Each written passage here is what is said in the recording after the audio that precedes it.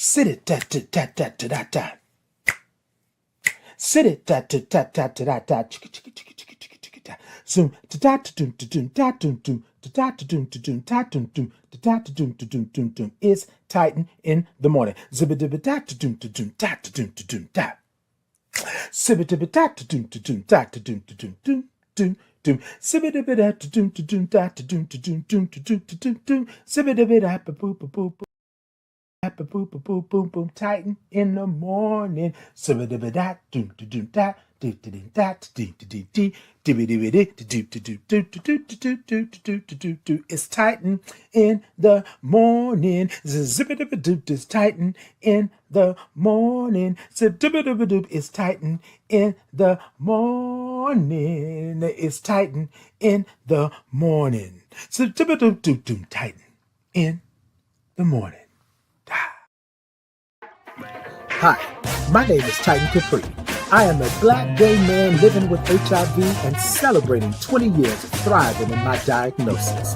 Titan in the Morning is an inclusive space for your morning wake up. Every Tuesday and Thursday at 8 a.m. Central Standard Time. We come in and we say good morning because we love all the O's and R's and INGs. Then we grab our cups, put the topic in the cups, and then we sip.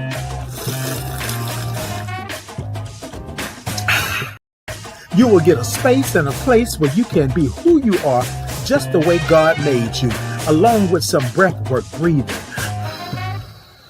And not to mention some movement with the Titans groove. Sit it, tat, tat, tat, tat. So come on in to this inclusive, brave, and safe space where we like to say good morning to our village, tribe, gang, and chosen family. The place to be is right here with me. I will see you there. Good morning.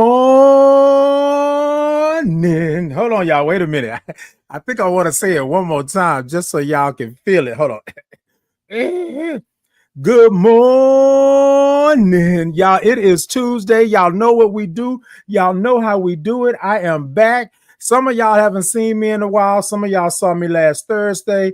And yes, TikTok, I'm back. They had banned me for a little bit, but we back today. They said they let me out free. They let me out free after the 22nd. So we on the 24th. We here this morning. Y'all come on in. Y'all wait a minute.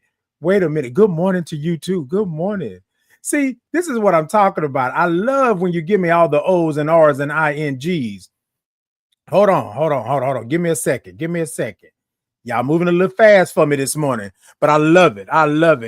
Hey, Miss Mika, good morning. Y'all see all them O's and R's and INGs? That's what we want to do. So here at Titan in the Morning, we like to say good morning, but we like to say good morning. And when you write it out, you see how she said good morning, sugar. She called me sugar. But we want all those O's and R's and INGs in it because we feel good. Even if you got up this morning and you don't feel like you ready to rock and roll, still give it that good morning and let's go ahead on and do what we do. Hey, good morning, Mama Tana. Good morning. Mama Tana gonna be on the show on the 26th. Yeah, it's gonna be on the show on the 26th. I can't wait. Who else we got? Hey, 504 girl. Good morning. Y'all, that's what I'm talking about. Y'all see all those O's and R's and INGs? Yes, indeed. That's what y'all do. Y'all come on in. Y'all come talk to me. It is Tuesday. Y'all know how we do. That's right. Hey, greetings. Hey, Mississippi. Good morning. Greetings to you. Good morning to you all. Good morning. Hey, good morning. And y'all do me a favor. Y'all like, y'all follow, y'all share, y'all subscribe, y'all do all of that. I'm Titan Capri on all social media, and y'all know how we do, right?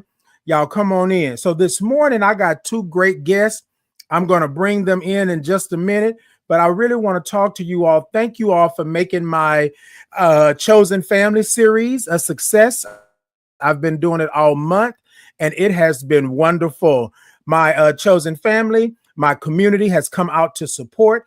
They brought their people, they got all this good stuff going on, and it's going to go on until the 27th. The 27th will be my last show, but July 1st, I believe, I'm going to do a live and recap everything and go forward. Hey, Ann, good morning. She said, good morning from Indiana. Come on, Ann. Yes, indeed. Look, y'all, I got you. I got you. You see, y'all be saying I'm slipping, but I'm not slipping. Let me go ahead on the sip for y'all because I don't need nobody being upset with me, right? Okay, okay, okay. Mm-hmm. Mm. Mm, mm, mm, mm, mm. Baby, let me tell you what I want to say. Now, I don't know if y'all are coffee drinkers or not, but it ain't nothing like a good old hot cup of coffee to go ahead on and get you started. Now, probably I'm going to be sweating in a minute here. I'm probably going to be sweating in a minute. So let me go ahead on and fan myself just a little bit. Have you all ever just got ready for something and you're in your studio? You're not really going outside, but you get dressed like you're going outside. I put on deodorant. I put on cologne. I want to smell good while I'm sitting here talking to y'all. That's how you do it. You take it all the way because you never know. You never know. Okay. You just never know. Hold on a second. Somebody said, don't get me started. Somebody say, where them fans at? Hold on. Hold on. Where them fans at? Yeah. Where them fans at? Where them fans at? Ow. Oh. I got my boots on. Y'all, I got some boots. Oh, wait. Cowboy. Oh. All right, y'all. Let me calm down. Because y'all know I got hats, but I ain't had no boots in a long time. So back in the day, y'all, I'm gonna say this really quickly. Back in the day, they used to have Go Western Day, right? In school. And that was the day that we all would wear our boots and hats and all of that. And it was like a country Go Western Day, right? I don't know if they still do it at the schools, but we would get dressed up in our hats and our boots and all of this stuff like that. And so when I say that I haven't had a pair of boots, I ain't had a pair of boots since I was in school. And then it's been a minute. You ain't got to date me like you ain't got to put, I'll tell you my age. I'm 54. So it's been a minute. So, but I got a pair of boots. I wish I had them close to me because I'd show it to you. Hey, Miss Gwen, good morning. Good morning to you. Hey, and Ann said, oh, yes, I remember very well. I'm telling you, like there are some things that we have done in the past that people really don't think about. But yeah, we used to have Go Western Day. I remember it like it was yesterday. You know, it was yesterday. Yeah. Hey, Randall, good morning. Hey, Daryl, good morning to you. Now, look, y'all, I want y'all to do me a little bit for. Oh, she says I'm frozen. They say I'm frozen. Hold on. It looks like my meter over here is low. So give me a minute. All right, there we go. We came back. I look blurry, though. Hold on, y'all. Hold on. We're going to fix this live on air. That's what we're going to do. We good? Oh, okay. Come on for the wipe. Okay. Come on for the wipe. I don't look so blurry no more. All right, 504 girl. She said, you back. Okay, I'm back. 1999. Do, do, do, do, do, do. Do, do, do. Oh, hold on.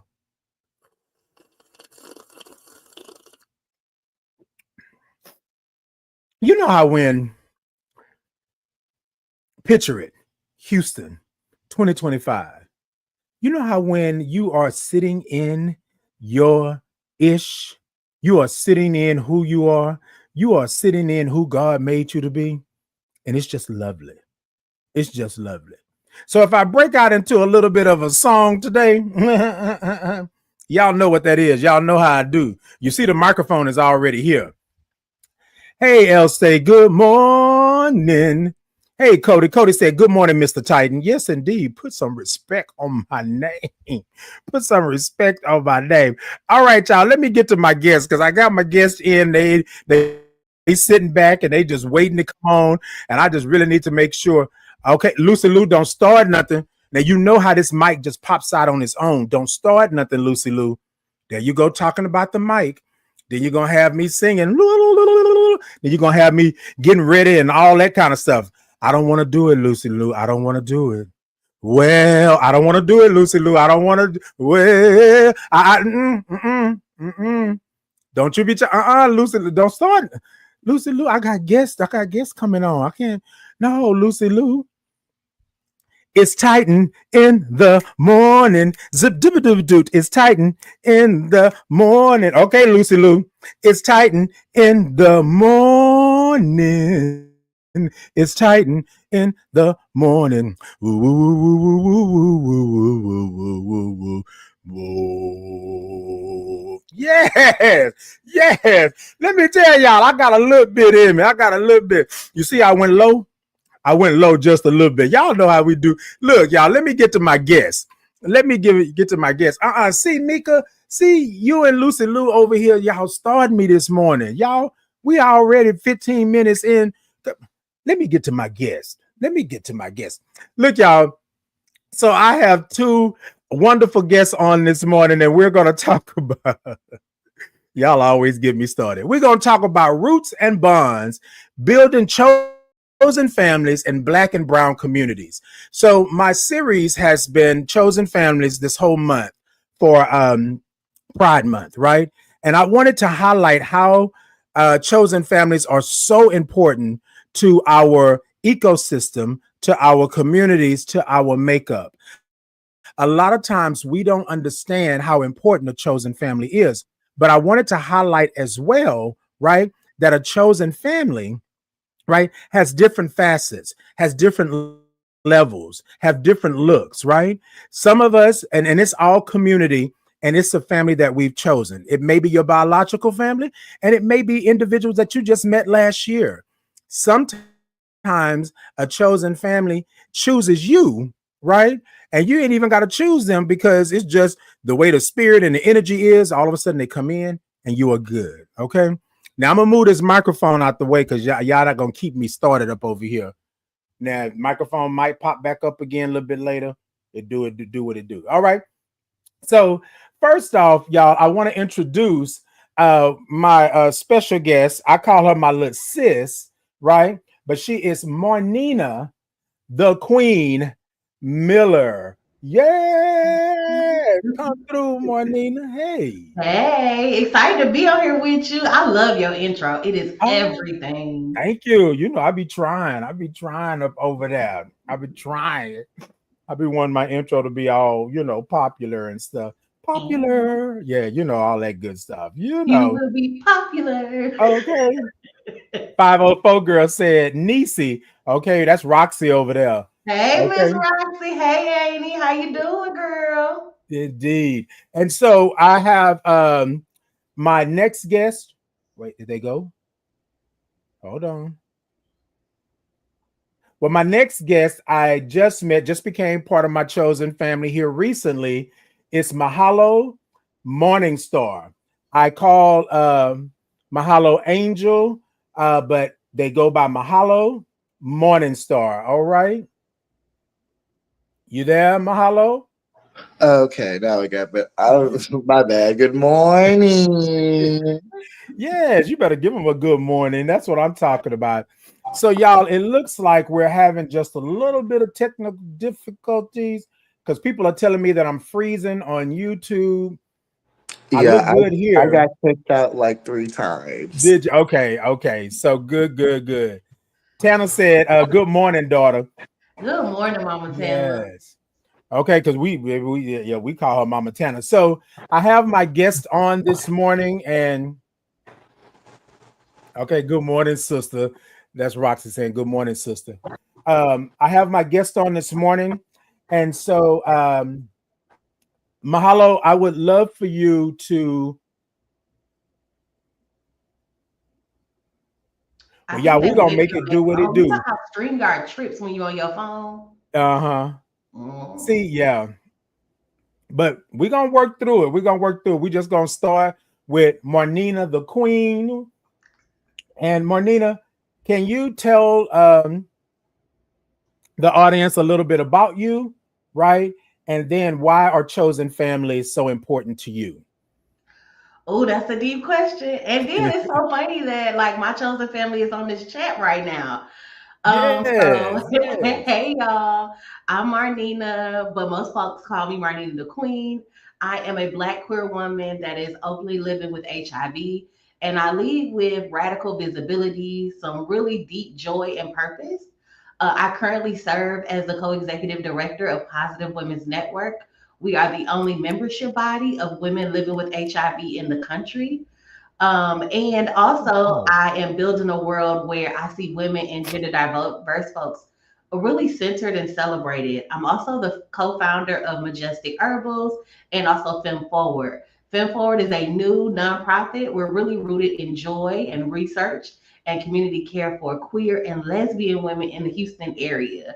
And so my personal life and my work has really been shaped by like my own survival, my own advocacy, and my own diagnosis that I received as a really young person. So you asked me about like chosen family and why they are important to me. You are my chosen family, Titan. Like I would get up for nobody this early in the morning, but Titan Capri. yes, When I think of chosen indeed. family, I often think about Aunt Roxy, Mama Tana, y'all, just to give y'all a sprinkle in my business. Even when I was working in retail before I started leading in national work and doing like national organizing, Mama Tana has paid my car note before y'all and did not ask for it back. Like that is what chosen family means. It means showing up even when it's hard. And that kind of love teaches you that you are worthy, even when the world or even your own bloodline tells you otherwise. So when I show up in my advocacy, my organizing work, it's not about strategy always for me. It's about survival. For me, it's spiritual. And I'm building what I wish I had back then and pouring into the kind of love that really saved my life. Because for me, women like Tana and Aunt Roxy have really loved me before I had the strength. Ooh, now I'm getting emotional. Had the strength to really It's all love right, girl. myself. And Yes. that's what I see my chosen family as people who are so down for you that you don't even have to tell them what you need. They just show up. Like when I was going through that with my car note, Mama Tana was like, what? How much is it? Let me just go ahead and pay. She didn't even. She asked me for the payment link. Okay, and Right. that's what family looks like for me. Whether that is that or whether that's just having a good kiki on the phone, Okay. whether that is like one time a woman living with HIV literally asked for my resume. And I was working in retail and she changed my resume and I started working in public health. Like that's how family shows up for you, even when you don't know what you need, they know Right. how to just step in. Yes, And for indeed. me, my chosen family has always done that, whether that's black queer men, whether that is black femme queer men, whether that is trans women, like whether that's a good butch queen, baby. Okay. Okay. Yes. And so I just feel so lucky to have so many people who I love so deeply and who love me back with such like Yes. fierceness. And so for me, that's how chosen family has always shown up in my life, including you, Titan. Like whether that's a good meal we eating, Okay. okay, Because you know we're gonna eat. You know we're gonna eat. Okay. or even getting a good hug from you and feeling all of your good energy. Like I Oh, just thank you. appreciate like what you Oh. bring to community too, because it's always so needed. There you go. There you go. Whew. Look, I want to say thank you for that, Marnina, because that was a good explanation or a good understanding of what chosen family is. Sometimes it's not money or finance. Sometimes it's not that. Sometimes it's just, I just really want to just chill with you, and see what's going on. Or sometimes I just want to listen. And, Yes. and listen, somebody being listened to, understood, being heard is so, so, so powerful and so important. So thank you for that. Cause woo, you trying to make me cry, Now I'm tearing up. You know, I'm I'm a trying, gangster. okay, I don't do look, I'm that. trying to like, but no, I think that a lot of times we don't necessarily understand how impactful a chosen family is. And Mm. most people are being part of your chosen family and don't even know it. and don't even know it. They are over here doing things for you, making sure that you're good, the resume, making sure the car note, like they are coming in and doing Mhm. this because it's been put on their spirit to do. It's been a blessing that they've had that they want to pass on. And like you stated, it's important for us to push this chosen family along, right? Keep it Mhm. moving down the river or up the stream or however it's going to be, that other people can understand that this is something that we didn't have back then. I often say when I was diagnosed with AIDS, I wish that I had someone in a chosen family at that point to give me an understanding of what I was about to go through or what I was, you Mhm. know, being prepared for. I didn't know anything, right? And my diagnosis was really, really a horrible thing for me. And then I didn't have anybody here, right? And so once I, prayed and meditated, and once, God was like, hey, you know what? Stop all that nonsense. You got work to do. I said, not on my watch. Going forward, I'm going to play it forward every chance I get so that people understand that it takes a village. Now, I did have family that was with me, right? My mother, my grandmother, my niece, my nephew, like they were around, you know what I mean? But they didn't truly understand what I was going through. It Mhm. wasn't until I got around like-minded individuals, people that understood my plight, that understood that I'm a black gay man who is HIV positive, thriving in my, like all of those things I didn't have. But then here comes the chosen family. And then they were saying, hey, we got you. Hey, come over here. And we always gonna eat. So, hey, Yes. hey, good morning, Olivia. Good morning. Keisha said, good morning. Good morning. Look at all them O's and R's and INGs. 504 girl said, blood doesn't always make you family. Loyalty and respect does. Come Yes. through. Come through. That part right there, Roxy.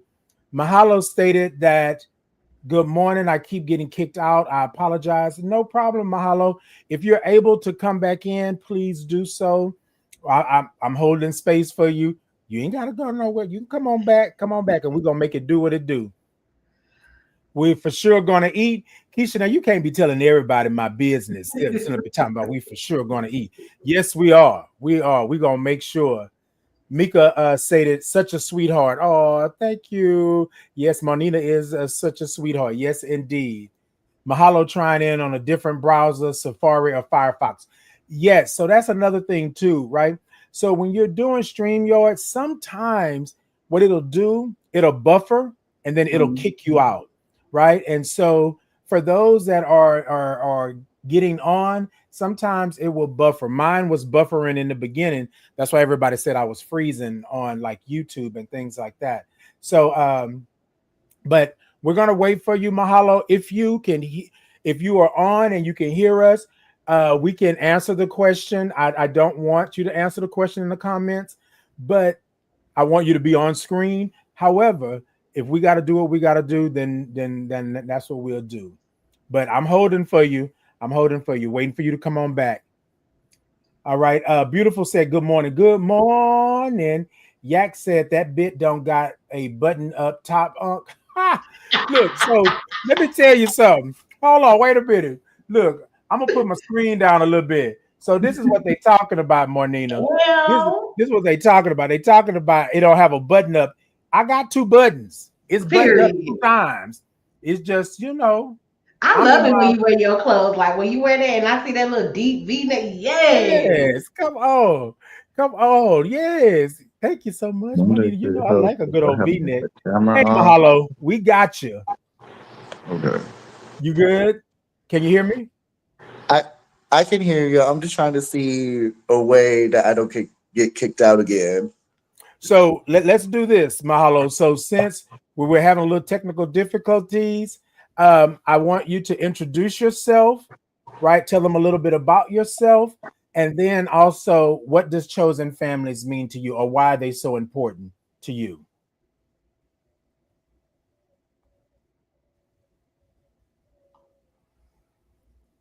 Oh no. Yeah, I hate when it happens like that. Me too.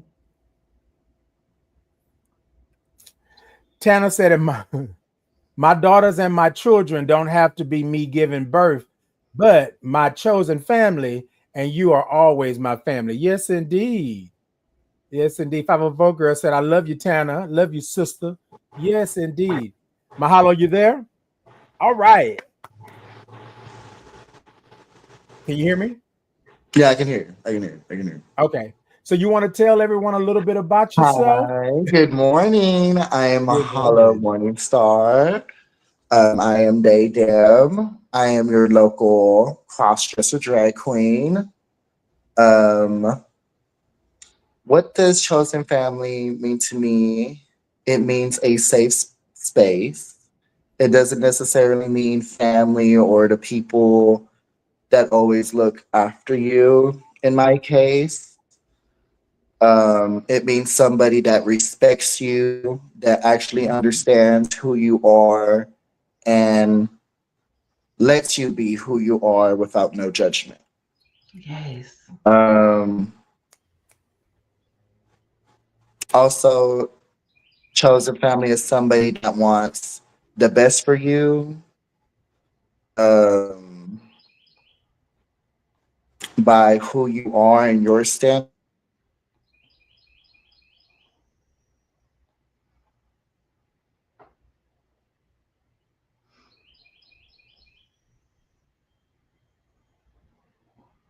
So y'all, we got it. We having just a little bit of technical difficulties, but we're gonna hold space for Mahalo on that.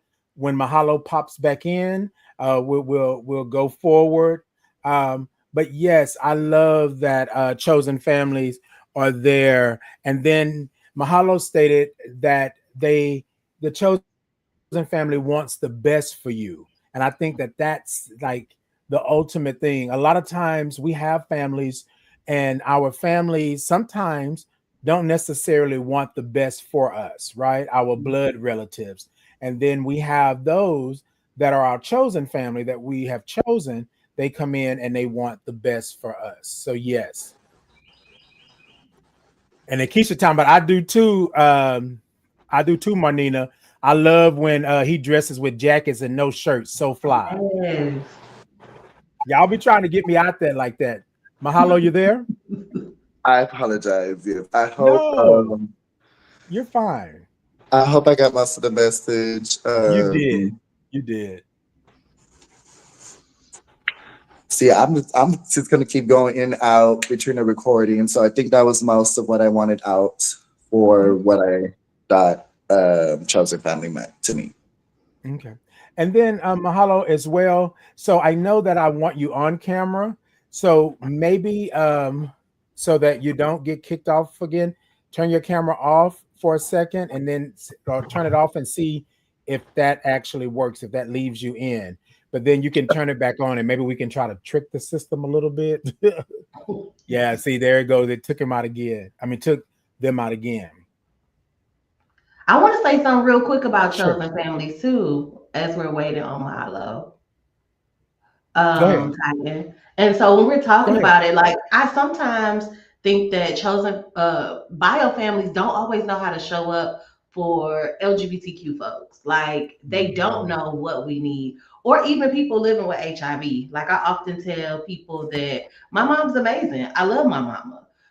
However, she couldn't teach me how to be a woman living with HIV because I received Mhm. my diagnosis so young. And I think that's where like Mama Tana and Roxy and all of the other folks have really shown up in my life in such a major way because they have filled like those gaps and they know what I need without me even saying so. And so there are times when my mama doesn't know exactly what it means to be a woman living with HIV in this moment.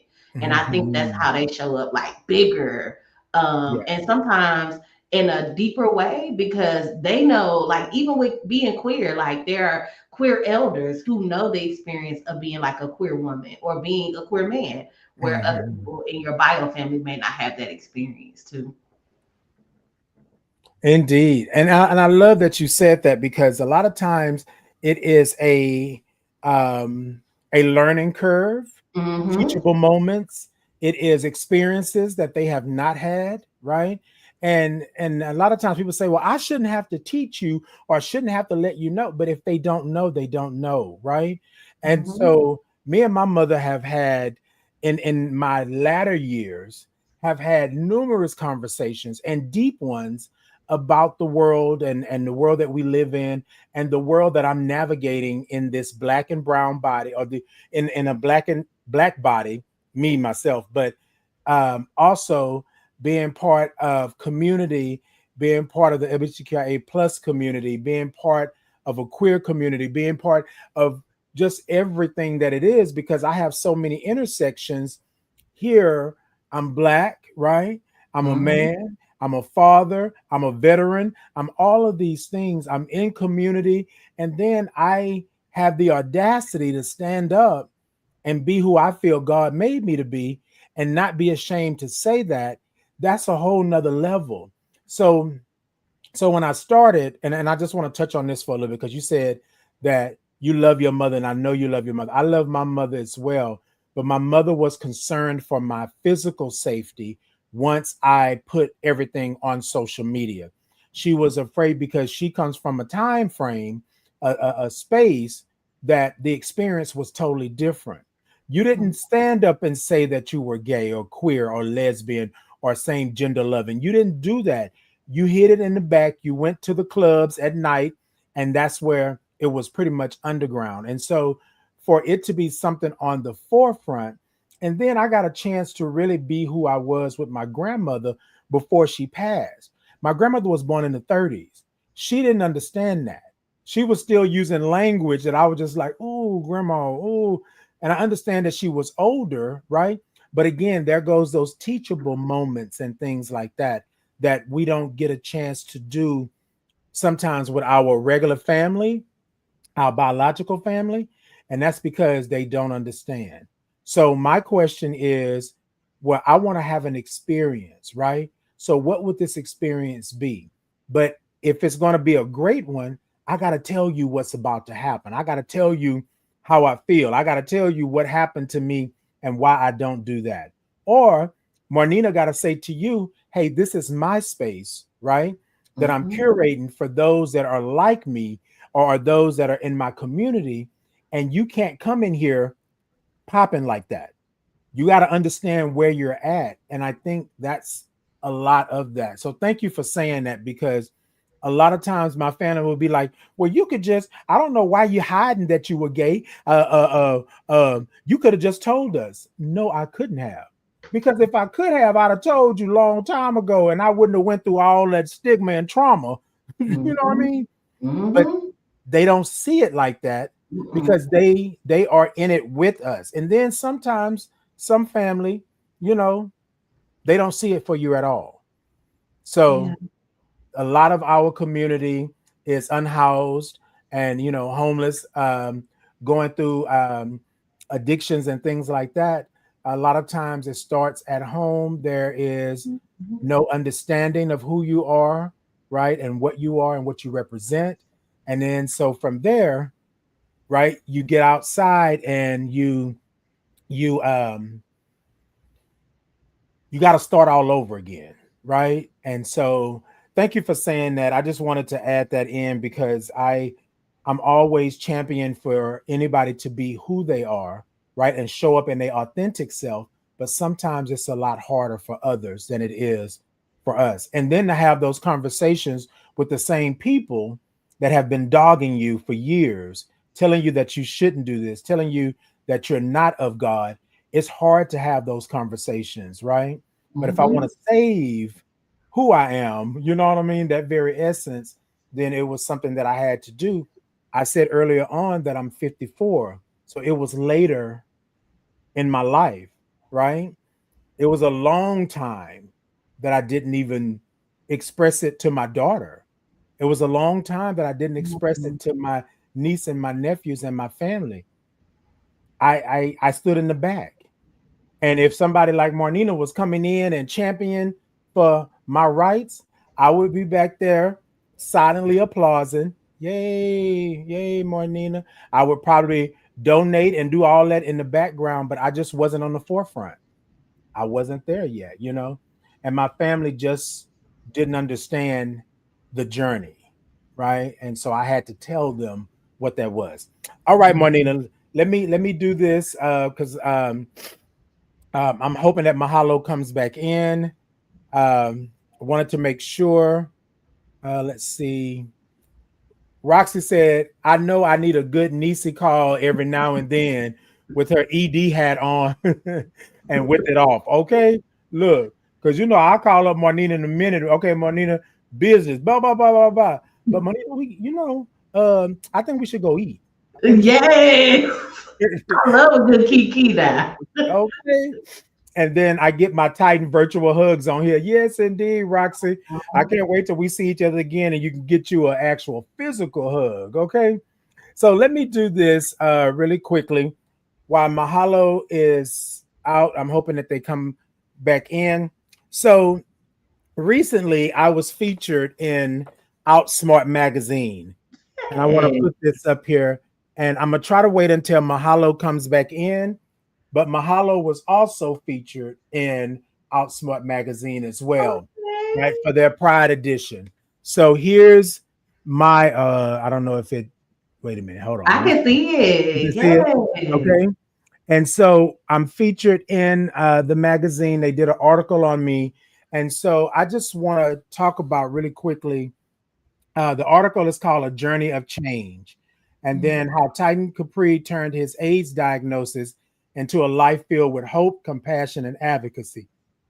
I always am the one in the back saying, "Oh no, y'all, it's good, it's good. I don't want that." But when they contacted me about this article, and now I'm about to get a little emotional, I just thought about how the journey has been, how the fight has been, and sometimes you don't know if you're seen, heard, and understood. Right now, I don't do it for the accolades. However, I'm not going to tell y'all that I wept after we did the photo shoot and we did the article and they recorded me and it was like one of those things to where I was like, yeah, you know what I mean? And to Mm-hmm. some people, an article may be small things. It may be something that oh, it's just an article. But when you have been in the fight and fighting for what you think is right, right? What you feel is right, what you believe to be true. And then somebody says, hey, we want to do an article on you. You know what I mean? And Mm-hmm. y'all, it's huge. Again, I'm out here fighting, I'm out here doing what I do. And then I was just like, and then I second guessed myself for just a moment. I said, y'all Mm. want to do an article on me? What the right? But this is going to lead back to roots and bonds, building the chosen family and black and brown communities. Somebody said to somebody that you need to check Titan out. Yeah. Somebody said to somebody in my chosen family, oh, that Titan is out here doing that. And then my chosen family gave me opportunities to be Titan. I don't know if that makes sense, right? And I'm gonna throw it over to Marnina about that. My chosen family allowed me to be me, show up Mm-hmm. in my authentic self, right? And Mm-hmm. that allowed me to go places. I've traveled. I've some people say I preached, I've preached and I teach and I've trained and I've done these things, but I could not have told you that I would be doing this, being featured in a magazine, right? Um, which I love this magazine and what it does for our community. But if you'd have told me 20 years ago that Titan would be sitting here doing what he's doing with Marnina the Queen on the show, right? And being featured in a magazine, like I would have never been able to tell you that. But Yeah. my chosen family has held me up. My chosen family has showed up for me when those times were rough, when I wanted to give up, when I wanted to not be. So Marnina, I'm gonna throw it over to you if you want to say something about that. But then I'm gonna go ahead and ask a question to you because I know time is moving and I want to be respectful of your time. But the magazine here, It's their Pride magazine and Pride edition. And I want to say that I see Mahalo popped in, but I want to do this. And Marnina, you can say anything you want to say while I flip the pages, and then I'll come back with Okay. Mahalo here. Hold on a second. Well, I am, first of all, congratulations, Thank Titan. Like, you. you deserve it. Your visibility. And I was over here tearing up when you were showing us the magazine because I remember the Titan who came into community very nervous and afraid. The Titan who Mhm. was unsure of himself, who didn't know what publicly talking about their diagnosis meant. And you have shown up so powerfully in this community as a voice of reason, as somebody who leads with their heart, and as somebody who always shows up right when people need them. Mhm. And Oh, so I am so grateful for not only your siblinghood, but also the way you show up so powerfully in this community. Because it's not always the person in the front lines with the big ass job and the sign that we need. It is indeed, the indeed. person with the locks and Yes. put us tight in the morning show that's gonna get us ready while we're Oh, getting ready to get ready for work. Who's gonna be on the podcast? Who's always gonna show up on a Tuesday and Thursday and say, "Good morning." yeah. Thank you so Somebody much. who's going to create Oh, those Titan bags for a community to make mhm. sure that people have Oh. what they need. And that's the type of Mhm. support that Chosen Family does for other Yeah. people. Even when people don't know you, you show up so beautifully, and people always ask me, "Who is that?" Who? Because your energy just exudes and just transmit good like vibrations. And so I'm so grateful to Oh, have you thank in my you. life and that you said yes to your assignment Yeah. because it is an assignment by God and you were chosen to do this work. So let me stop because I'm an emotional gangster. Okay, because baby, baby, I ain't However, even. I will say that for me, chosen family, when I think about like them not having to show up for you and them just doing it, I think about the times where when I decided to come out about my diagnosis, just like your mama was afraid for you, my Mhm. mom was terrified for me. I wanted to come out publicly and do it on a live, and she was like, "I don't want people to hurt you or to harm you," because she grew up in the 70s and in the 80s, and she saw where people living with HIV were being harmed, were being Mhm. beat. She, was born in the 60s. And so she went to the first integrated school in her community. So Wow. not only was she thinking about like racial violence against me, she was also thinking about like violence against me because of my queerness or Right. because of my diagnosis. And so that type of harm is layered. And for me, I saw it as, oh, you don't love me, you don't care about me. But in actuality, she was trying to keep me safe Yes. the best way she could. And Right. so I give my mom her flowers all of the time because people can change. Like now, she is on the board of directors for our local aid service organization back home in my hometown. So Oh, people change and they grow. yes. And when she saw that I wanted to do this work because I didn't see myself represented, she was like, I get it now. So, like, she was at the United States Conference on HIV and AIDS in New Orleans last year. She was able to Oh, meet like Mama Tana and Vanita yeah. and all of the people that are a part of my tribe and my family, my chosen family. Yeah. And so to see those two like worlds collide for me, I can't even begin to express what it did for Right. my heart. Yes. And you know what? I just want to take a moment and I just want to, y'all give Marnina some claps and snaps and hearts and all of that good stuff because I think it is so important, right? It is so important. We, a lot of times we don't know, people don't know what it means to belong, right? To belong. And as she stated, her mother wasn't trying to be mean or nasty or any of that thing. She was being who she was, a protective mother, and she wanted to protect her child. She wanted to make sure that nothing happened because she's seen this before. You know what I mean? And so yeah, I just want to take a moment for that because that's huge. And then, if you don't mind, Monita, what's your mother's name? Maryland. Marilyn. Marilyn, we want to give you all the good mornings and all the love. Marilyn, I don't know if you're watching or if you're going to watch this later on, but we want to thank you. We want to thank you for being who you are in Marnina's life and doing the things that you have done. And then understanding that sometimes it's not about us, it's about where she is and where she's going. And to be able to be a part of her community and be a part of the things, and then also being a part of something that's saving lives and making changes in the community is huge. It's huge. So, Marilyn, we want to say good morning to you. We want to say love, peace, and blessings, and all Love those you, things. mommy. Yeah.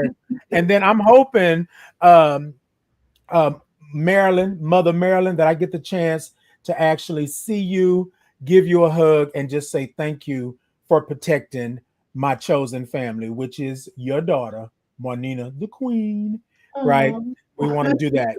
So, Mahalo is in the comments. And so, what I want to do is honor Mahalo on being part of the Normal Anomalies Drag University. And actually, hold on, wait a minute.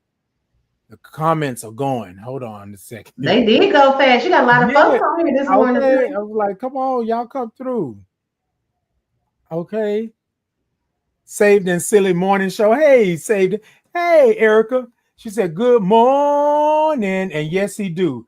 Erica, baby. Let me tell you something, Marnina. Me and Erica, we bonded over a breakfast sandwich. Not Yeah. sandwich, a breakfast Yeah. sandwich, baby. And then I'm gonna put you on the spot a little bit, Erica, with the Saved in Silly Morning Show.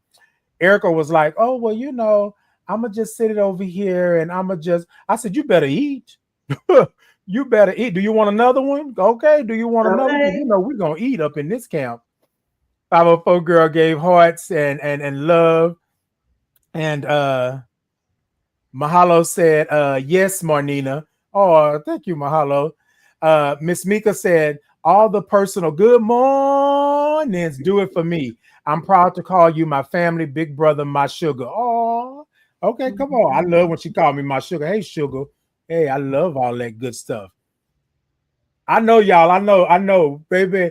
I told the peoples that were coming on to the show that I have an outline, but we will go off script in a minute, right? In We a just go with the minute. flow, go with the flow, and go with the spirit. Tanner said yes. Kes says thank you so much. My nephew, hey, Perky, my nephew said good morning, Unc. Good morning. Tamara said, I got iced coffee, friend. Okay. I love some iced coffee, Tamara. You know that. Hey, good morning. Good morning. Drew said, I love the singing of good morning. It always brings a smile to my face. All right. Thank you, Drew. I appreciate you. Good morning. Ann says, you're an awesome person with an amazing story. Love you. Thank you so much. I appreciate you. Thank you for sharing your story. You're such a blessing to so many people. Thank you so much. If you're a child of God, He's the only one who understands you. And you're right about that. And you're right about that. But let me tell you something on this journey, it ain't nothing wrong with getting others to understand you. God Okay. didn't make a mistake. Okay. God didn't make a mistake. And I am here for a reason. But I love that. And thank you so much. Hey, Prince Jay, good morning. Hey, amen. Amen. Okay. Hey, good morning, Titan. Good morning. Now, y'all look. Now, I'm gonna go on because we need to collaborating voices says your congrats to you all. Oh, y'all awareness and testimony helps others. Thank you so Mm. much. I appreciate that. I appreciate that. Okay, we got more love over here. You do. You getting a lot of love this morning. Okay. Hey Q. Q said, good morning, Judy. Just stop by for a second. Call you later. Okay. Well, thank you for stopping in and putting a comment in and helping the algorithm. Okay. Thank you so much. Thank you Okay. so much. Saved and Silly said, okay, go ahead. You know I did, Saved and Silly. Baby, we've been together ever since and Eden. Okay, let me tell you something. That breakfast sandwich saved our lives that morning on the radio. Okay. So, Marnina, remember you said that you hadn't been on the show since the radio show? Uh-huh. Saved and Silly, Erica was on the actual radio show, and I went downstairs and got her a breakfast sandwich. And Mm. she was trying to be Miss, oh well, that's okay. I'll just But have she's trying to water. be cutesy. Yeah, I'll just have water. I said, you want a sandwich? You want a sandwich? Kenneth Wayne said, hey, Marnina Miller. Hey, Kenneth. Good morning. Okay, yes, indeed. Okay. Saved and Silly gave some hearts. And y'all, let me go to this next piece. Angela Hawkins says, good morning. And hey, Queen. Good morning, Miss Angela. Good Hey, good morning. morning to you all. 504 sir, good morning to Angela. Mahalo said, amen. Hey, cousin, this my Laretha. Love you, my Aaron Titan. Yay. Hey, cousin. Hey, cousin. Yeah, look, I feel this vibe. All right, so Mahalo is in the comments. Mahalo, what I would like for you to do is to comment about your part in Drag University. And then also I'm going to show that Mahalo was actually in Outsmart Magazine, right? Outsmart Magazine. Let me see if okay, that's better. Outsmart Magazine, and was part of the graduation of Drag University through the Correct. normal anomaly, right? And then look at this picture over here. Look at this picture. Mahalo Gorgeous. giving you dress. Okay. Giving Period. you dress. So let me read just a little bit, and Mahalo, you can chime in if you would like to. Saved and Silly said, trying to be cute, baby. That lasted all of 5 minutes after I seen that sandwich. Okay, let me tell you, okay? Because I was like, baby, I'm finna eat. You gonna eat? Okay. And then if you want another one, I'll get you another one. Okay. I'll call down there and they'll bring it up to us. Okay. All right. So Mahalo was part of the Normal Anomalies Drag University, and it graduates 8 people and honors their valedictorian, salutatorian. Hold on. Let me make sure I got it right. It was 3. Hold on. Ooh, let me see. Okay, so I'm gonna read it here, right? Mahalo Oz Angel Vera, outside of drag, was the first runner-up in the Drag University. Angel, a formerly unhoused youth who frequents Montrose Grace Place, is a shy introvert who loves reading and anime. However, when they put on their drag persona, there is a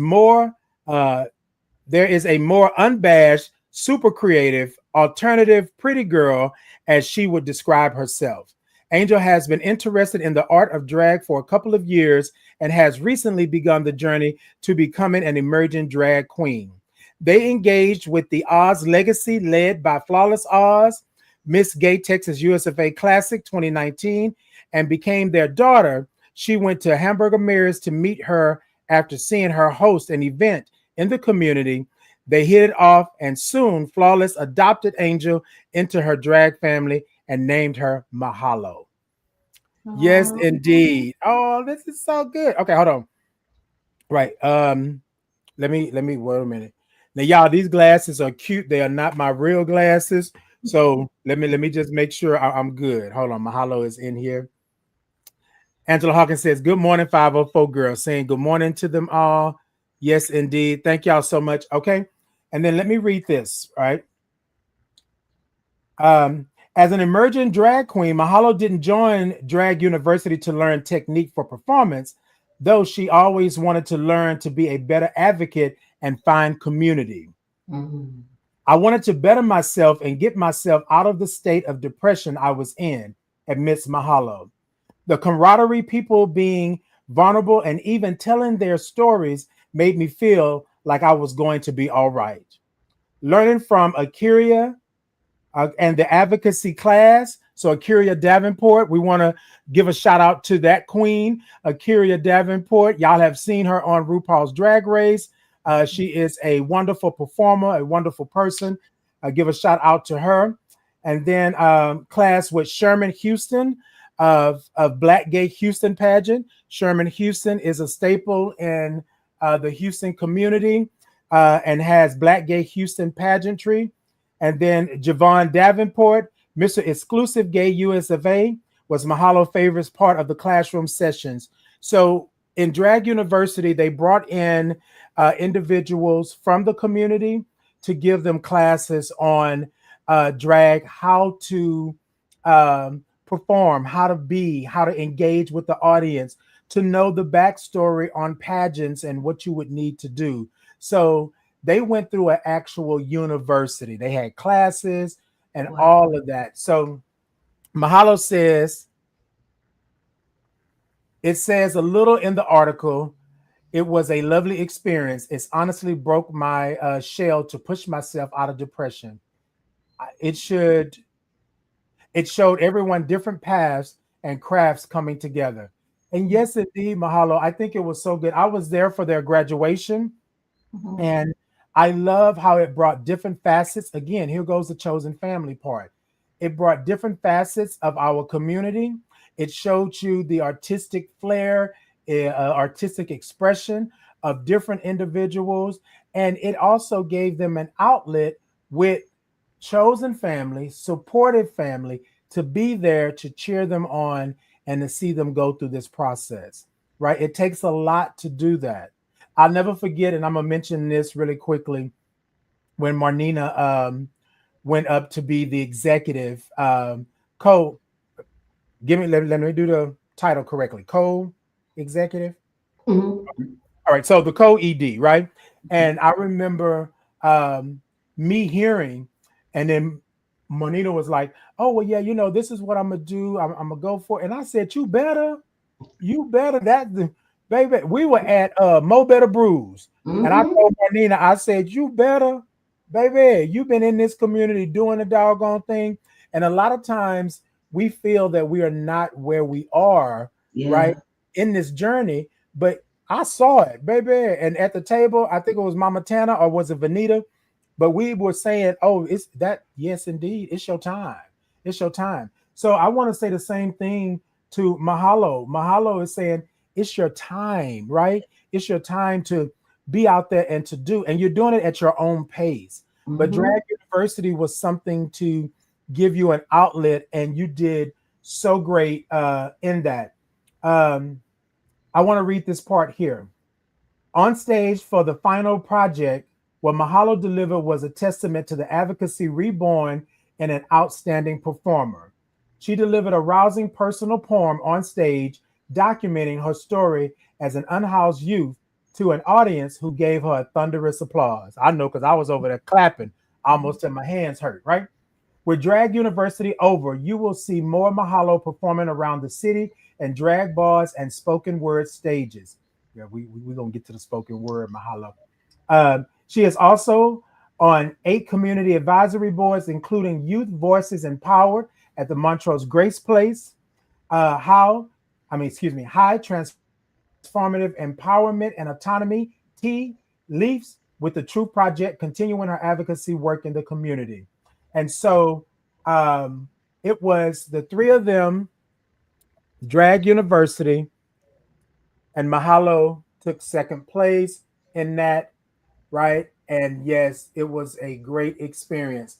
And I want to say thank you to the Normal Anomaly, but I want to say thank you to Mahalo for opening up and doing Drag University, being out there, doing the poem. It was wonderful to see, and then to know your backstory. It's like, yes, indeed. So y'all give a congratulations to Mahalo. Give Mahalo some hearts and some thumbs up and some love, and go follow Mahalo. Mahalo, if you want, if you would please put in the comments your information where they can find you, and then if there's anything that you want to let us know, Mahalo, please let us know, and I'll read it out for everyone to make sure that we got that. But yes, so Mahalo and I both were in Outsmart magazine, their Pride edition, and it's Houston's LGBTQ magazine. And Greg is the founder of the magazine. Hold on, let me do this because I want to give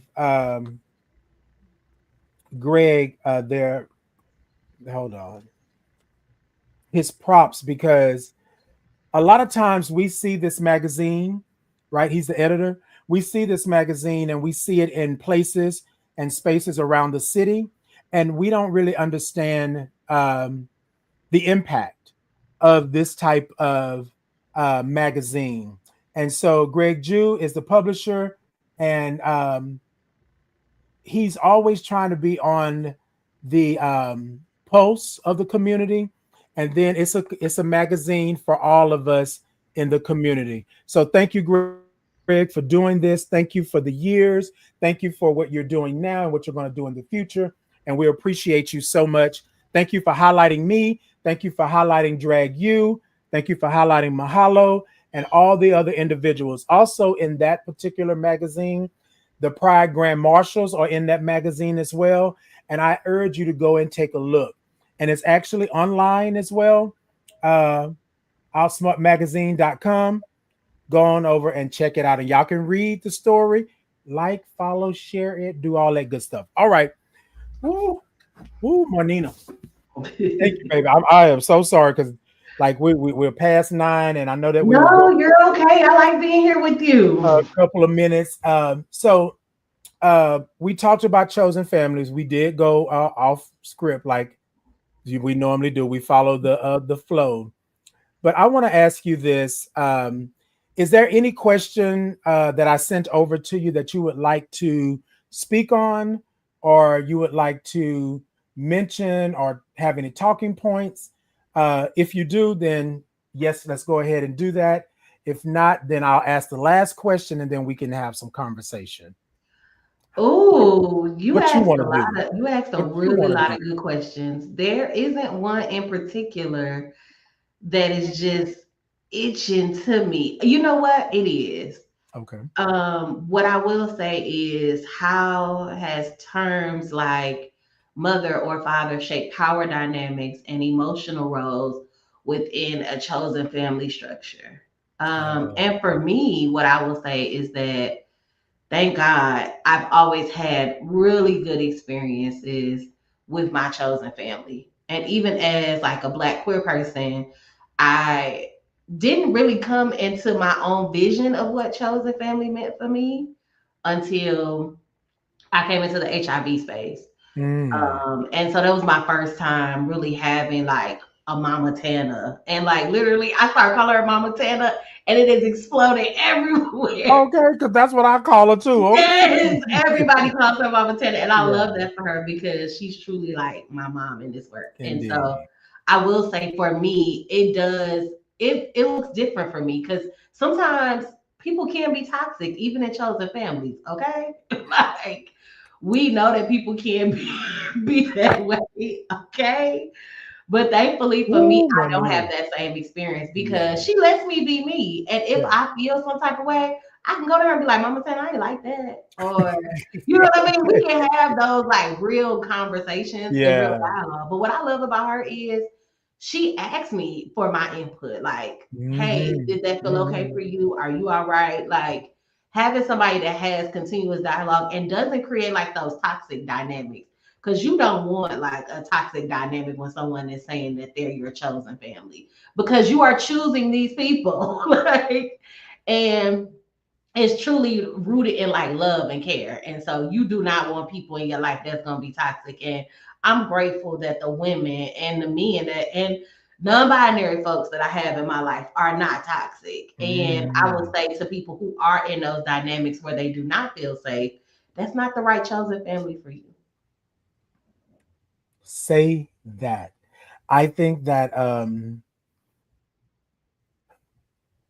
I it's crazy because I said this on a previous episode that sometimes so on Father's Day I had my biological daughter and I had my firstborn Capri son, Valentino, on the show.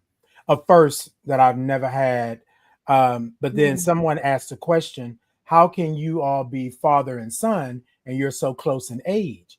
And I said that in a chosen family, a lot of times we take on those personas or those given names of mother and father because that's the energy that we give or that protectiveness and things like that.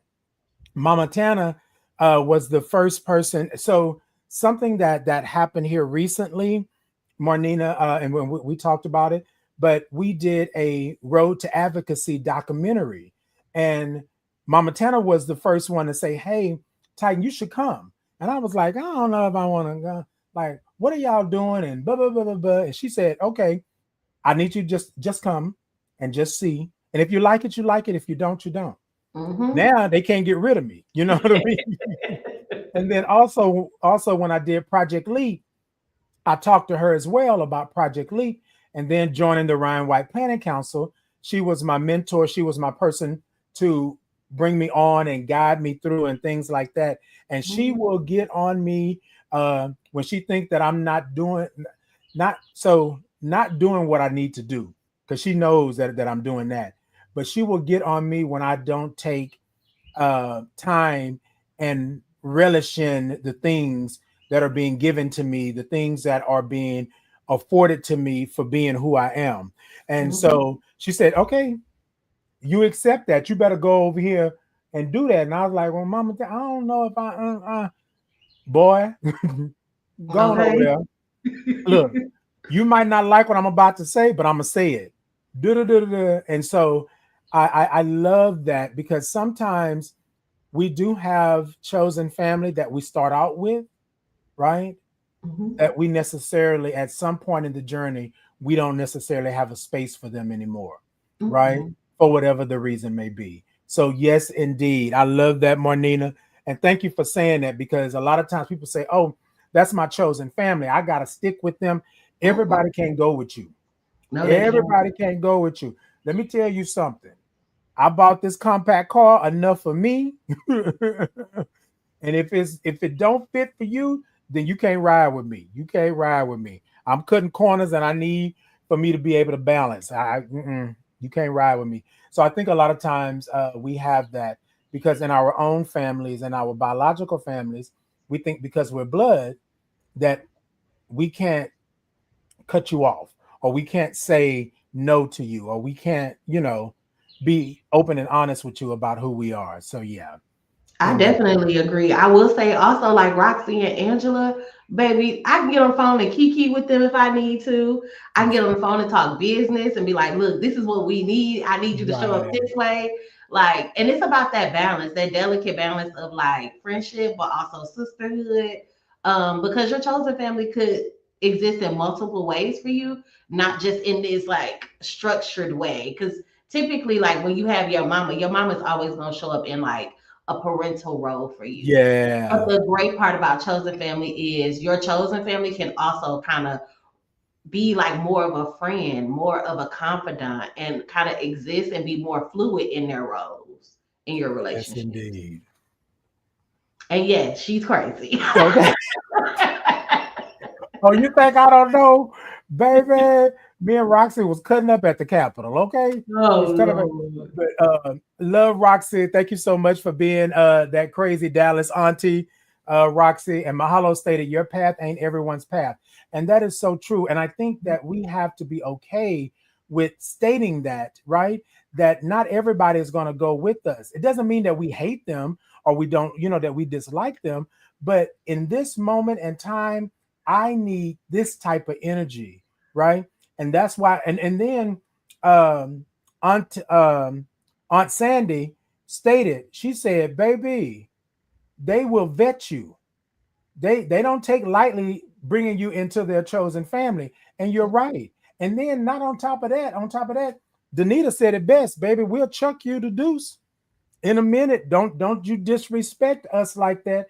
Don't you take us to a place that we don't want to go, because that cutoff game is strong." And we mince no words with that. Not No. hateful, but we're just saying we're trying to build something, and Mhm. we actually allowed you in this space, It's right? We sacred. allowed you in this space, and this means a lot to us.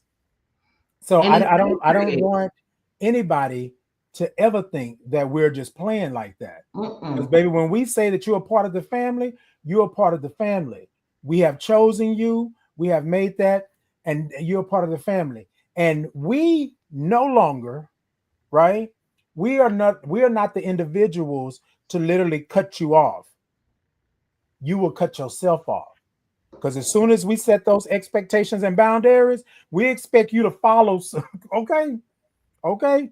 Because we're gonna set them expectations and boundaries and say, baby, this is what you're getting yourself into. This is what it is. Be according to what it is.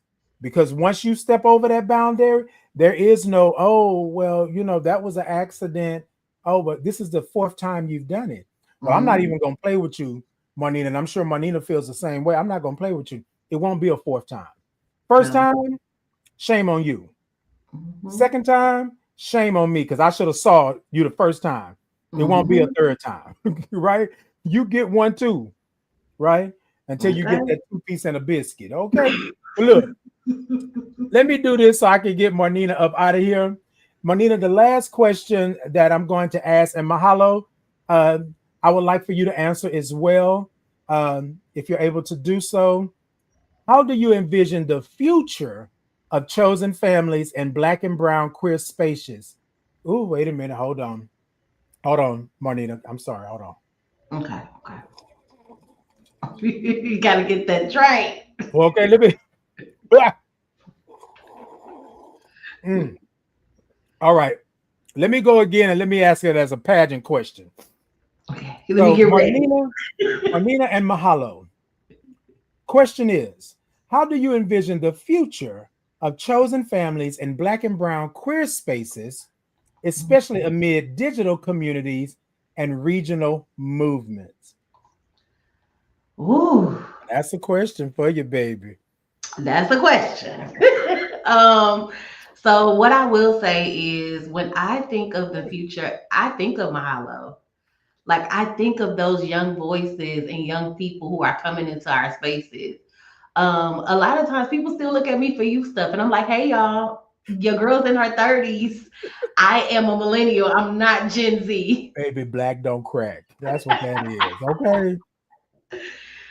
And so I think that our babies will continue to utilize some of those same tools and tactics that we did, and I think they're going to make them even more beautiful. Hmm. I think their love is still going to be wrapped in like love and survival because we are seeing the dismantling of our healthcare industry and systems. We're seeing like people be kidnapped and erased. We're seeing hate be put on a banister and people utilizing xenophobia, transmisia, Islamophobia, and all of these ways to divide communities. And so I see like younger voices and younger people really rooting like chosen family in love and care and survival and taking care of each other. Um, and as we find each other more online, because it used to be, baby, you go to the gay club and then you connect with your gay family. Yes, We yes. weren't online like we are now because I didn't meet Okay. Mama Tana, Miss Angela, Miss Roxy, and all the rest of the folks like from PWN online. I met them in Right. person. But as Exactly. like our younger folks find each other online, chosen family will continue to expand beyond like our geography. And so Right. like digital platforms will give us room to affirm each other, to be able to share resources and information more broadly, to be able to Mhm. protect each other in real time, and really build like deep connections with each other beyond like geographical landscapes. For me, I build that in a way in which with my chosen family in Honduras. I go to an orphanage every year to visit children living with HIV, and those are my babies, but I don't get to see them often. And so Mhm. we really build our connections on Facebook and Instagram and YouTube. And so the future of like chosen families, when I think about it, also, I think about the fact that in the HIV space, there weren't any elders because this epidemic is only 40 years old. And so there wasn't any like intergenerational real relationships building, but Mhm. I see it now being built. And Yeah. so the future of chosen family, especially in the HIV space, is going to be more intergenerational, Mhm. more cross movement. Like it's not going to be siloed like it's been.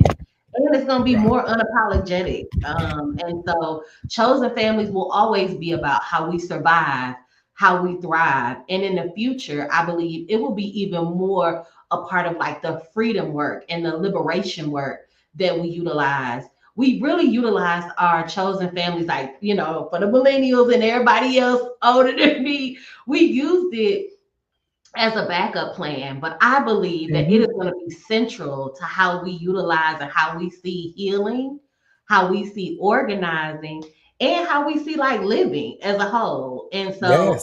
excited about like the future of chosen families. I'm excited about what it looks like for us to build inside of systems a chosen family, like intergenerational dynamics, even inside of programming and inside of the work. Mhm. Like right Mhm. now, I am working on trying to build an intergenerational um, campaign at PWN so that as younger women come into their diagnosis or coming into the HIV space, they can have elders like Tana, like Angela, and like Roxy to kind of hold on to so that we get those nuggets of wisdom because we don't want to lose them as people are, you know, choosing themselves and choosing to like Yes.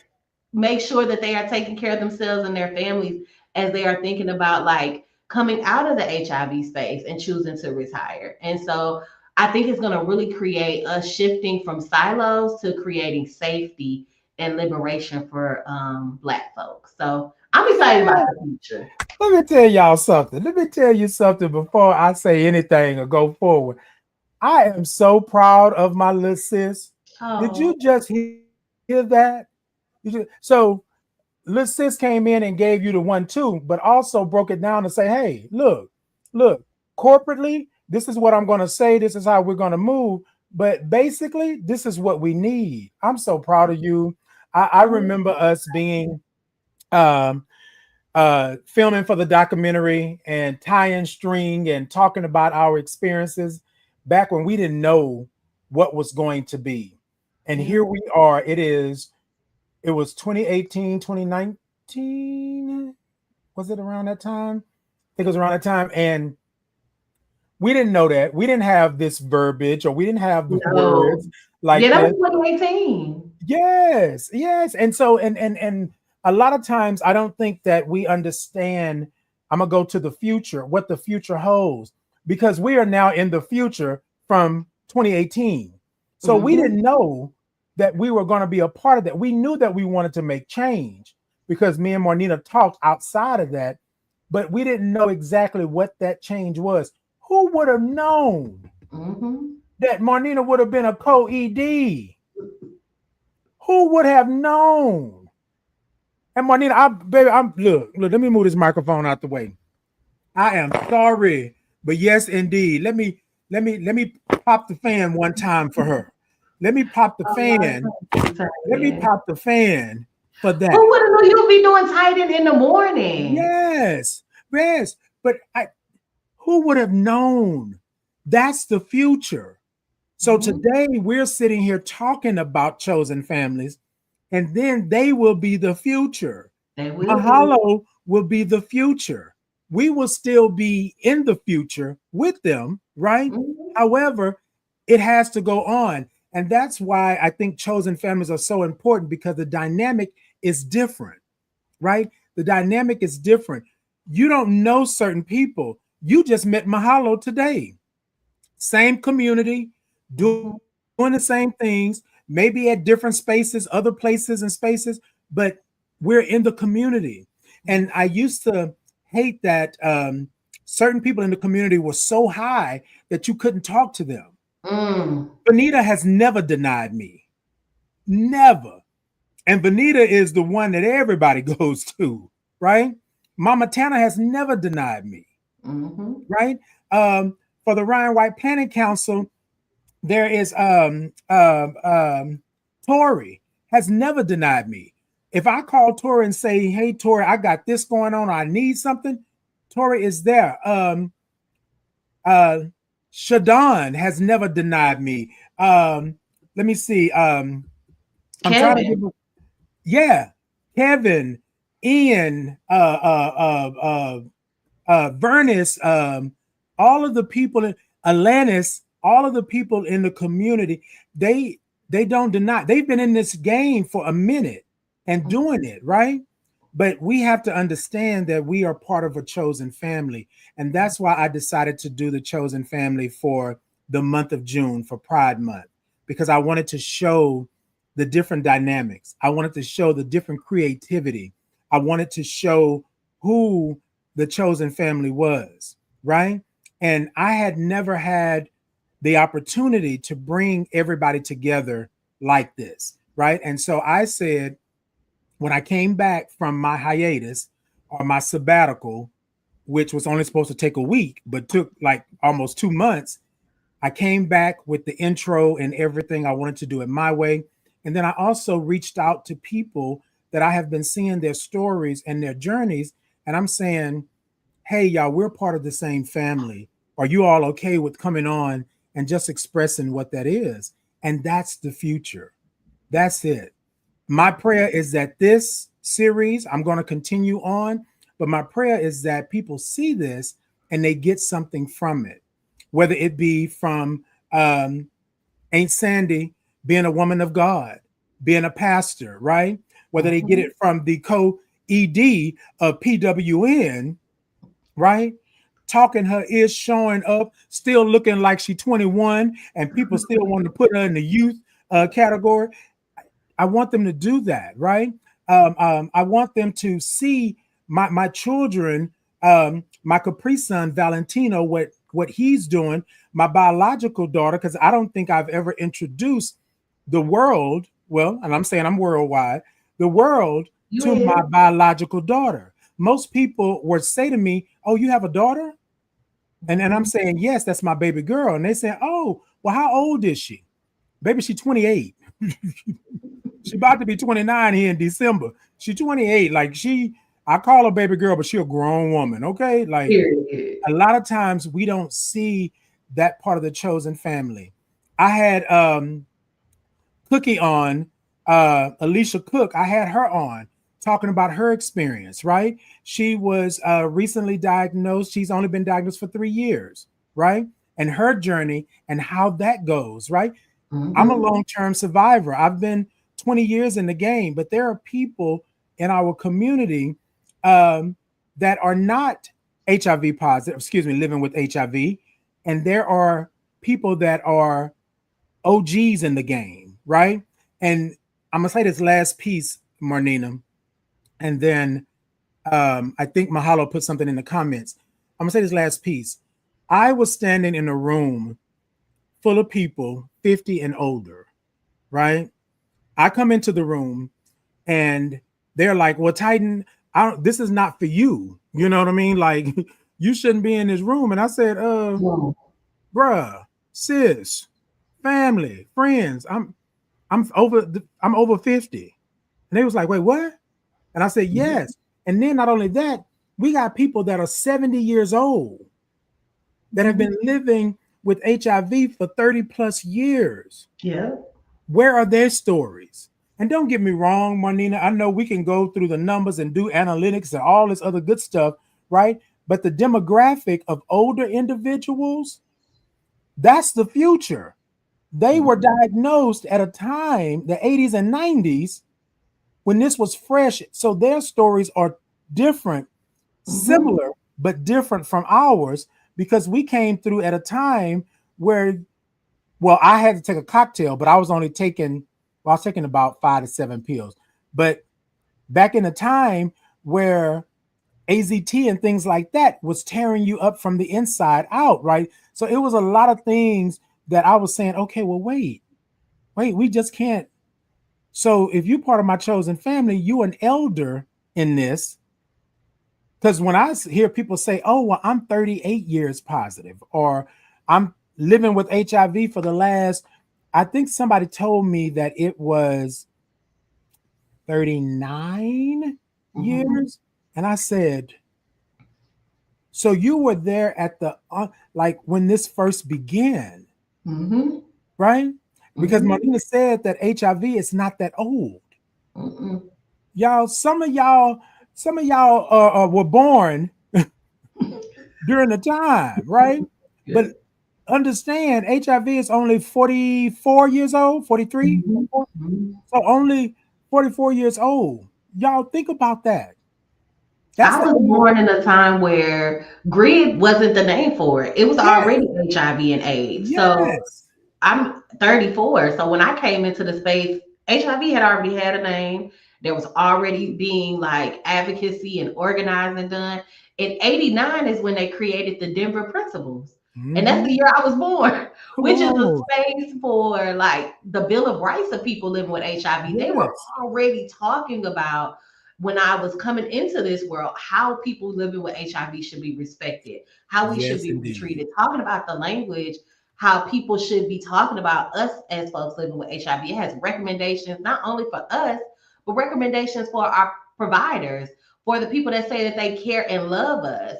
And in the end, I love it because it says we are occasionally patients and we are people living with HIV and putting the human in front of our diagnosis. And so I love the fact that even in the mix of all of that, before I was even born, people were telling us that we need to be talking about people living with HIV as people and not as patients. And so I think to me that's so crazy and so wild to even think that Yeah. before I even came into this earth, people were already saying, I don't want to be talked about like this. This is how you're gonna Okay. talk about me.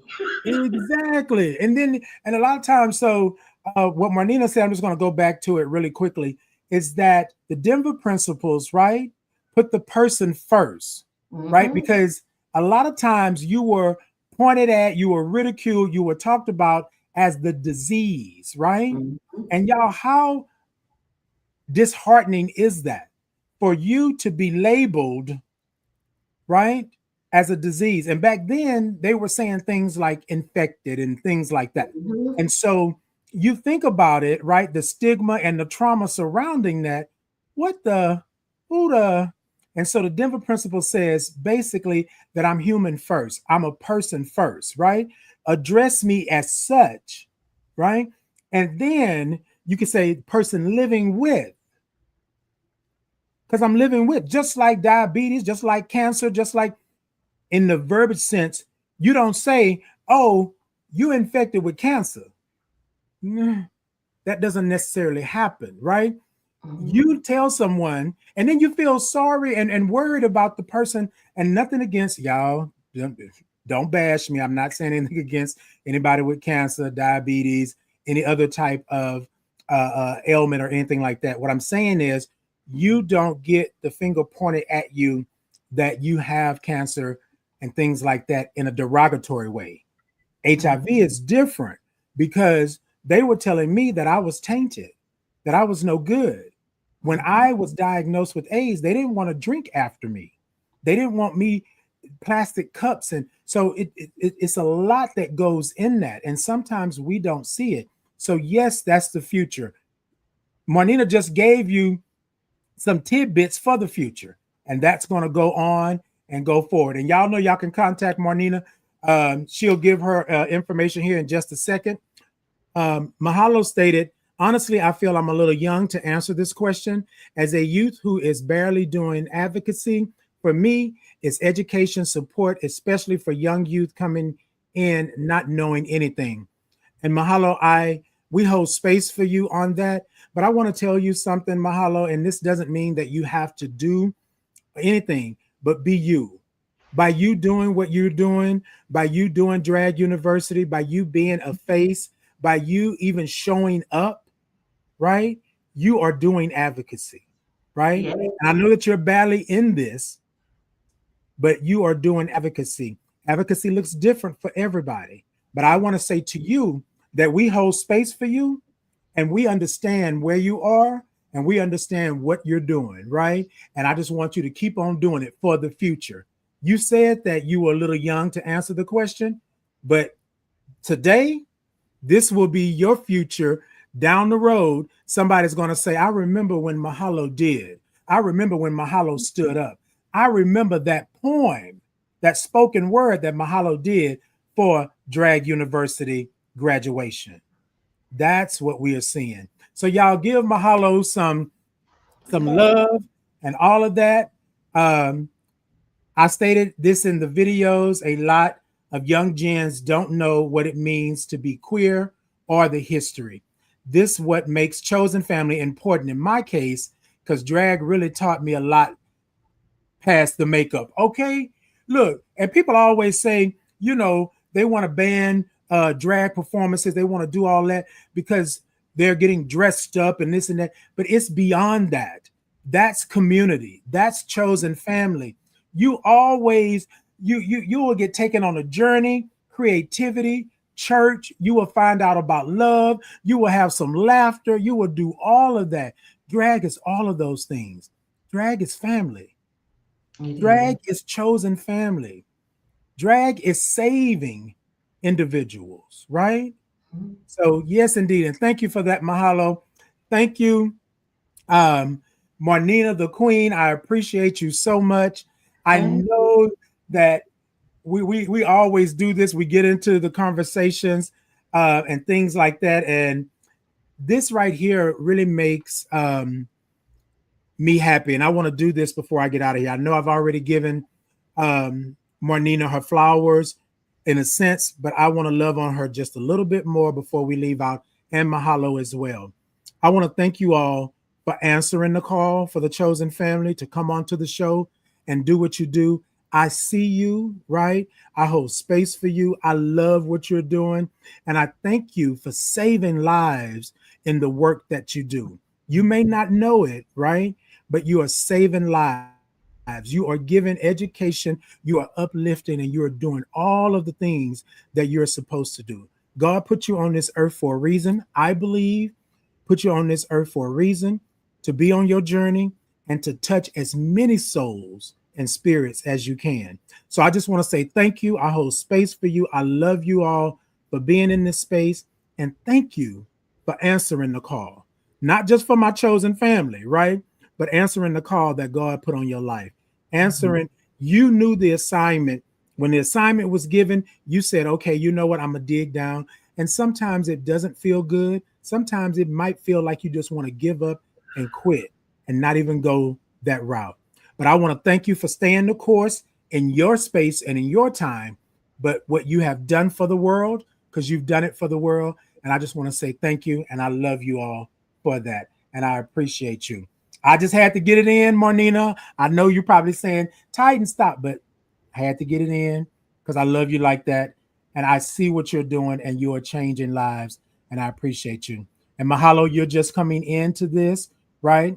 Being young and trying to get your footing. But I appreciate what you're doing and how you're doing it and at your space and your time. So thank y'all. Thank you, Titan. I appreciate you speaking life into me. I wanted to speak some life into Mahalo too, around being a younger person coming into this space. As somebody that is now on the other side of being a youth advocate and youth organizing, trust me, you have everything within you right now to organize, to be an advocate, to speak out. You even being openly visible as a young person that's unhoused and queer is powerful within itself. Your own testimony, your own lived experience is valuable, and never let anyone tell you any different. You have everything and all of the tools with inside of yourself and with inside of your chosen family. I'm always here to support you. I'm always here to uplift the work you're doing. Please let me know how I can be able to support to you, Mahalo, because I would love to make sure that you have the support and resources you need. But yeah, I wanted to say that to Mahalo too Yeah. before we close. Thank you. That's why she Marnina the Queen, baby. Look, that's why she Marnina the Queen. Saved and Silly stated, I'm gonna answer, I'm gonna do these comments, Marnina, and then we're gonna be out. I know that I'm over time and I It's just want to okay. be Don't okay, okay. apologize. Ooh, all right. And then if you'll stay on a little bit after once I close out. So Okay. Saved and Silly Morning Show stated, I have a concern of why you are labeled first. but why is it labeled or attached to your community as if you guys are poster childs for it? Your community Mhm. advocates in education way more, it seems. And Erica, it's always that stigma and that trauma surrounding something. I think a lot of times people want to attach negativity to something that they want to do away with. We see right now these executive orders and all of this stuff that's happening. It's the negative part that's with that. I'm gonna say this really quickly, and I'll let Marnina answer if she would like to add something to it. Going to Road to Advocacy Day at the Capitol, there are a lot of bills, House bills, Senate bills, things like that that have verbiage in it, right? And a lot of times they change the verbiage slightly, right, to make it more impactful in a negative way, right? So let's go with the bathroom bill. And I think with me, this is why it's always the label. And this is how I see it. They labeled that bill the bathroom bill. Now, that bill had a whole lot of things in it, right? A whole lot of things in it, women's rights, all of those things. But the biggest thing that they could attach to or attack was the bathroom, right? Mhm. For gender. That's what drove that bill, right, to be put up and to be accepted because they thought that they were protecting something, right? Someone Mhm. told me that basically I should not be here because I was HIV positive, right? This is what we're saying about that. And unfortunately, a lot of people in our own community feel this way about labels, right? Oh, it used to be, oh, and I'm speaking on me. This is I statements. I'm not saying this is what Marnina is saying. It used to be, oh, he has the package. Oh, Mhm. you know he does this. Or you know he hangs around people of trans experience. Or you know that he's doing, it was all of that. So I think for me, they attach the label to it so that they can do what they need to do with that, right? So if I can diminish you, if I can attach something to you that's negative and derogatory, then I will get the people moving and get the things passed and be able to take you out of the game. What I learned early on is that I am who I am. And if I'm going to identify, then I have to be open and honest about what that looks like in this world. And so I was given labels. So I was given labels, right? Labels were put on me. So then here I go giving labels. And I think education is key.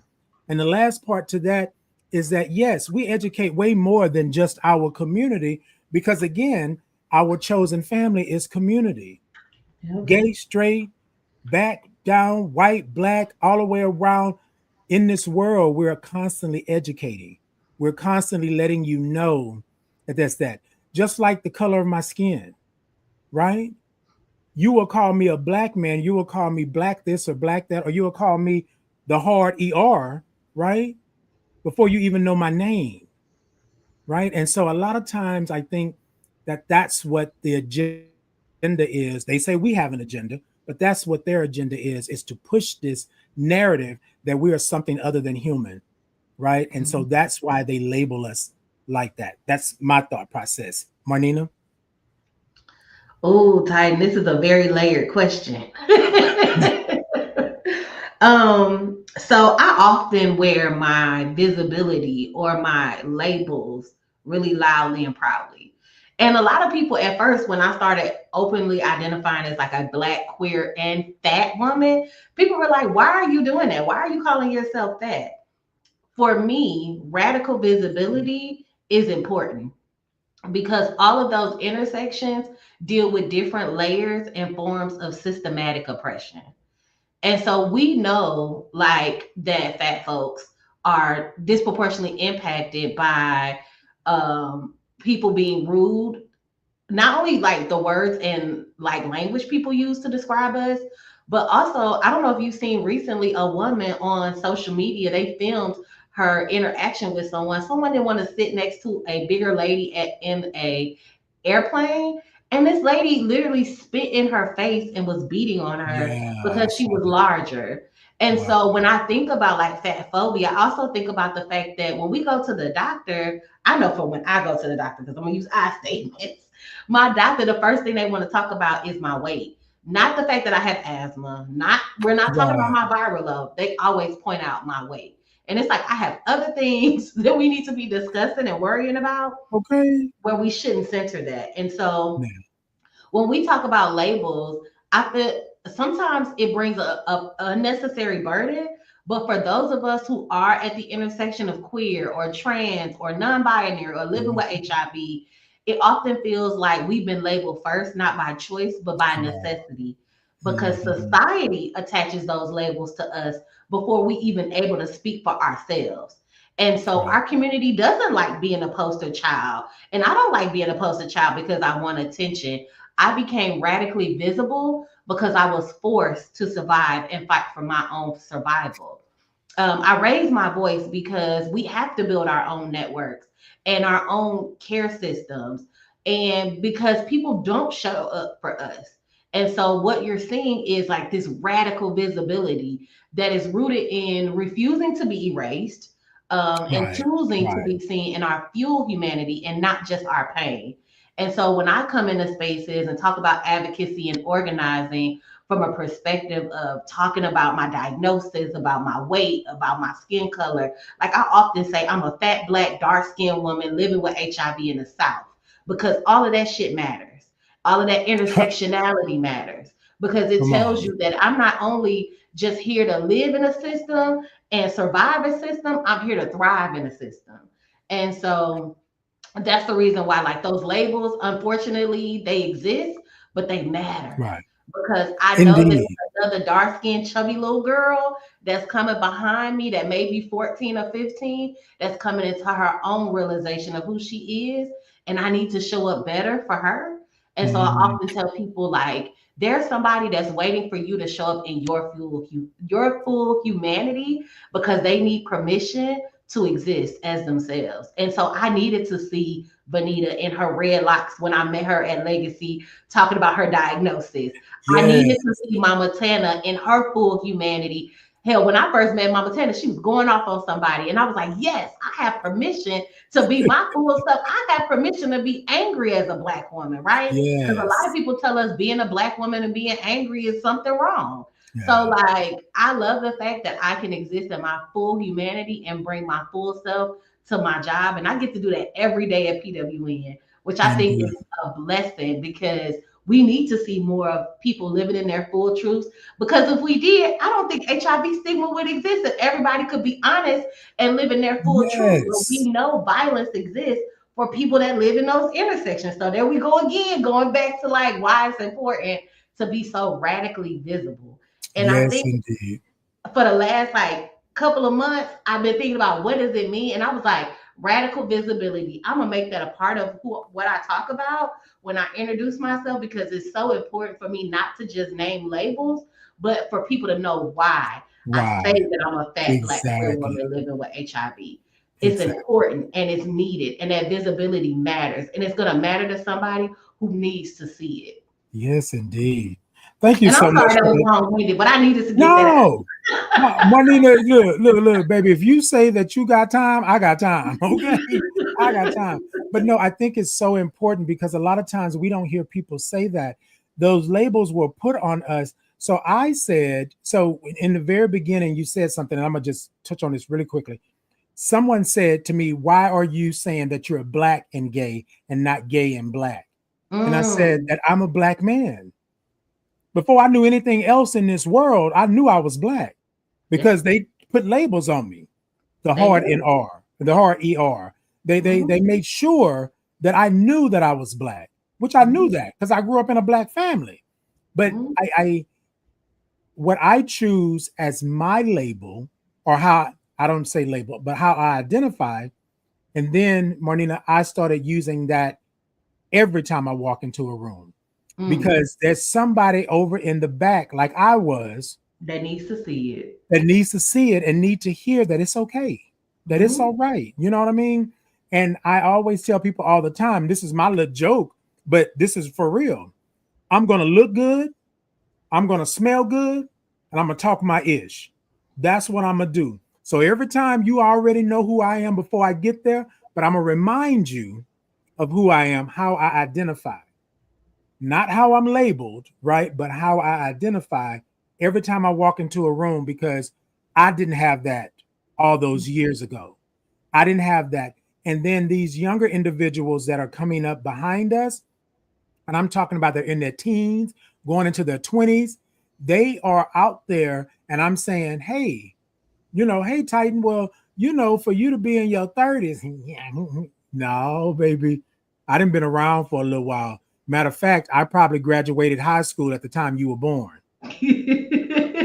Black don't crack though. You look good. Right. Okay. You look blessed. Okay, so let me do this, Marnina. I am so sorry. I forgot. We haven't done a commercial or nothing, but I want to bring up your flyers so you can talk really quickly about, well, not really quickly, but talk about what's going on, what you're supporting. But I want to read this from Mahalo really quickly. Mahalo said, thank you. It means a lot to me. Love you, Titan and Marnina. Thank you so much, Mahalo. I appreciate you. So Mahalo, I want to do this. I want to bring you back on another time. Maybe we can do a live version with me and you in the same space, and we can go live and I can ask you the questions and you can talk. Then if you want to do that, I'm asking for consent. If you want to do that at a later time, I think that would be awesome. We hate that we did not get you on live for a long period of time so we could do it that way, but I got you. So we'll come back through. Hey, good morning, James. Good morning. At the time that you were talking, Marnina, Mahalo said, preach. And then Angela said, come through, Denver principals. Look, baby. Look, we got to know. We got to make sure. Kesh says, I love you all, and I have to jump off for class. And you all enjoy your day and be peace and joy. Indeed. Thank you so much, Kesh, for being in. So here's what we're going to do. Let's do it. Let's see if we can do it this way. Yes. I don't even remember what I sent you now. Let me look. Okay. So I'm going to put this one up first. Okay. So if you are in the Atlanta area, the SIM Foundation, which is a Black queer woman-led organization, she's having her first mixer. And so it is really a space, especially during the Pride Month, for Black women to come together who identify as lesbian or queer to really talk about like STI awareness, talk about sexual health, and also self-care. So if you are in the Atlanta area, I will also post this on my Facebook so that y'all have all of the information to attend. Yes. But it is Queers Protecting Queers.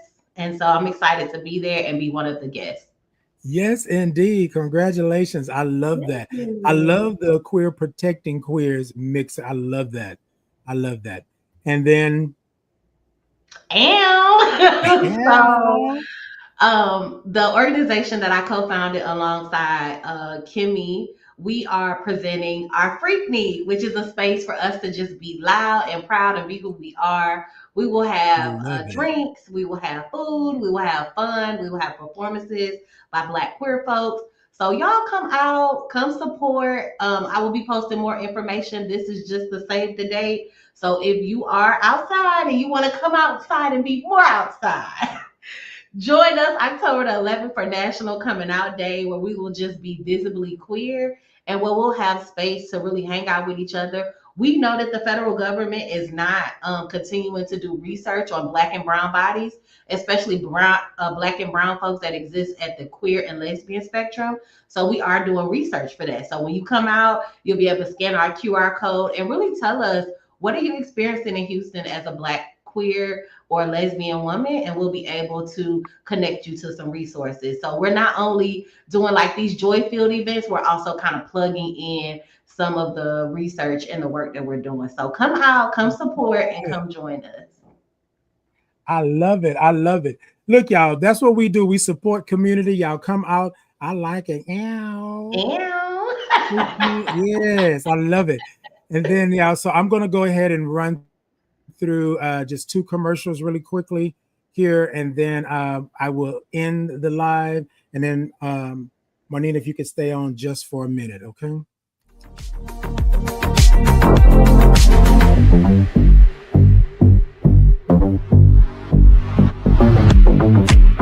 Please join host Titan Capri for Titan in the Morning on Bulletin Flight Radio.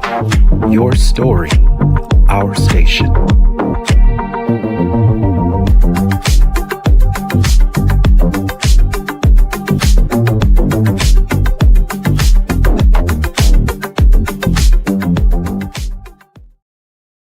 Hi, my name is Titan Capri, and I would love to introduce you to the Titan Capri Experience merch. Have you been over to my shop to see all the wonderful items that I have for you? Let me tell you, I have the Titan in the Morning mugs, socks, tote bags, candles, and t-shirts. I even have a Titan Capri Experience insulated 40-ounce travel mug. Yes, I did say 40 ounces. So hop on over and check out all the goodies that I have for you. Also, if clicking the link is not for you, you can scan the QR code and it will take you to my TikTok shop where you can do all the shopping that you would love to do. Go on over and check me out. For the link, the QR code, but either way, it will take you to the destination, which is my Titan Capri Experience shop. See you there.